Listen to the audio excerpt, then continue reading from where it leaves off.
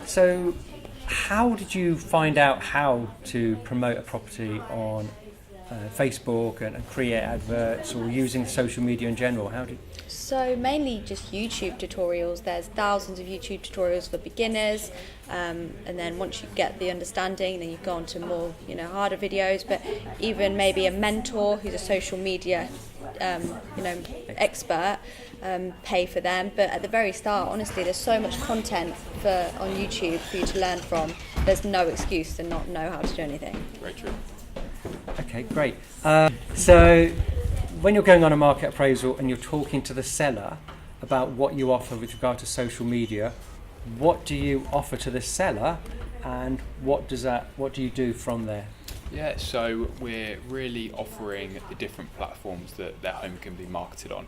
We're talking about how Rightmove and Zoopla now are almost being outperformed if you advertise right by Facebook, Instagram, LinkedIn, YouTube, and all these other social media platforms.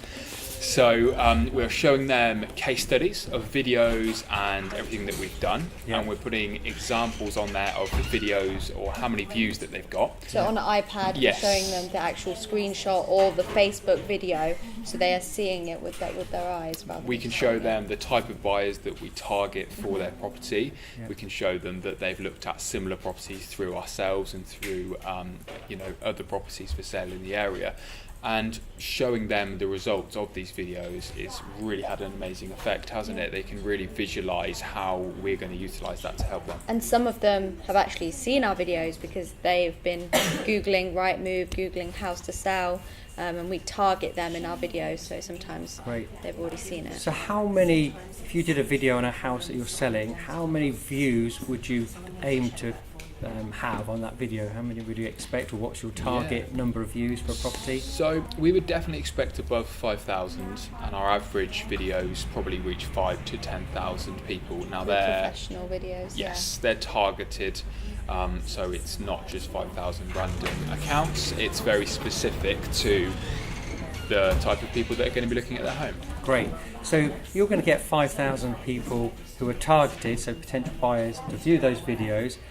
How do you create the advert? Who do you target? Because obviously you don't want just anyone seeing it. You want targeted people. How do you set the target? So if it was a 3-bedroom semi in Rugby, what audience would you create on Facebook? If it was in the Hill Morton area, we would target people who have been looking at Hill Morton or live in Hill Morton. Interests that they've been on Rightmove, they've been on Zoopla, maybe been looking at mortgages, loads of sort of interests that are around the house property market, and then it targets them. And what about age? Age group? 28 to about 60. Yeah, is our age we want to group. be targeting that age group. Okay. And homeowners? And homeowners, yeah. People who are interested in, say, Rightmove and Zoopla. Okay, and when you've done the advert, you aim to get 5,000 views, you can then use that to show the next potential vendor and show them this is what we can do. And it's even better when the last video we did, we had a message. She wanted to come to the open house. She had a house to sell, and we went to her house to do a valuation, and she's looking to sell after Christmas. But when we told her about the social media and how the video works, she understood because she came from the video herself. So once you get into the swing of things, it all starts getting in place, and people, you don't even have to explain it so much. People have seen it themselves. They've fallen into not the trap, but they've come to the open house from the video themselves. Brilliant. Okay, that's great. An important question is, or an important part of your strategy to sell houses is using an open house. Can you just explain to us how you present that to the owner and what the benefits are and what some of the results you've achieved? Yeah, so we really look at the 3 main benefits of an open house when we're on a listing presentation, and it's really our primary method of how we're going to suggest to sell, and it makes us really stand out. So it is best possible price for the seller. We explain how that is achieved based on figures and recent case studies of properties that we've sold, particularly ones that haven't sold through other estate agencies. We really highlight how convenient it is for them, don't we, with the fact that all the viewings are just on the one day. We can organise the house, we can get it looking its very, very best, so it's not You don't want to be Yeah. selling and having someone come round at 5 o'clock at night and then someone the next morning. It's just not structured correctly. And time scales as well, so we can Timescales. find a buyer that can either move in 4 weeks or can wait for you to find somewhere. You're not putting all your eggs in one basket with one buyer. If you get 5 offers, you're in control on which is the best buyer for you, and most likely it's the best price and the best position.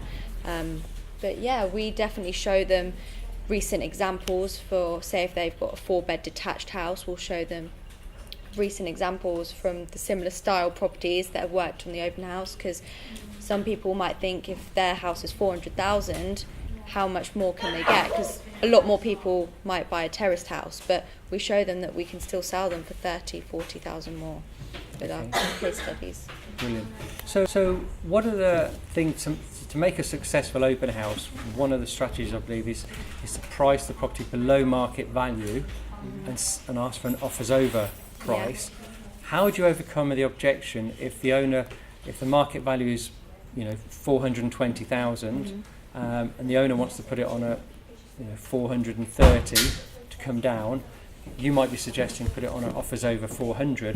How would you overcome the objection when they say, oh no, we want to put it on at 430? The main thing is the price brackets is one thing we include is you've got to think about how many people are looking up to 400,000 on Rightmove and can afford that 20, 30,000 pound more when they find the dream home.